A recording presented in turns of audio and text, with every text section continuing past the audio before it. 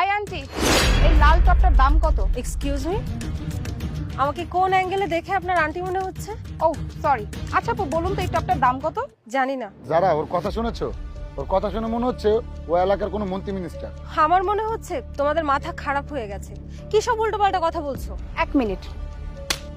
এই স্টুপিড মহিলা, তোর কি আদব কায়দা বলতে কিছু নেই? হ্যাঁ, একজন কাস্টমারের সাথে কিভাবে কথা বলতে হয় সেটা তুই জানিস না? তুমি এটা কি করলে?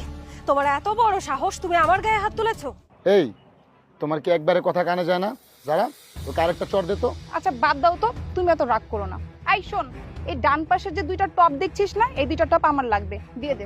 আমি যে তোমাদেরকে বারবার একটা কথা বলছি, আমি এই টপের দাম জানি না, তারপরেও তোমরা আমাকে বারবার কেন জিজ্ঞেস করছো? আর তাছাড়া তোমরা আমার সঙ্গে যে বেয়াদবিগুলো করছো, এই বেয়াদবির জন্য তোমাদেরকে পস্তাতে হবে। আরে যারা, আমি বুঝতেছি না ও এখানে নার্সারিটা চালায় কিভাবে। ওকে যেটার দামে জিজ্ঞেস করে ও বলে এটার দাম জানি না, ওটার দাম জানি না। তাহলে নার্সারি